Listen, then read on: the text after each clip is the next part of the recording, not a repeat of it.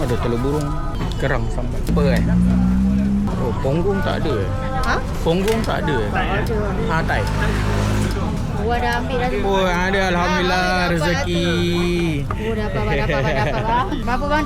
Dua makan. Makan, nak apa bang? Satu telur ni dengan kerang. Telur burung tak nak kacang. Ada air? Ada Air apa tu? Ah, sekali saya kat sana. Berapa semua? Sekali ke? Sekali lah, senang. 33. Okey. Ni buka hari-hari apa? Kita tutup hari Sabtu ya bang. 6.30 buka lah. Betul. Sampai habis lah. Betul. Oh, alhamdulillah. Terima kasih. Mana bagian tuju pun boleh. My kind of nasi. Not basmati. Ayam dia baru goreng panas-panas. Hot. Sambal sedap. Terima kasih Kak. Sama. Thank you, very nice. Alhamdulillah. Satu hari berapa kilo ni? Berapa ekor? Tanya bos. Saya pekerja 10 ekor. Alhamdulillah. Sedap. Sambal dia. Okey.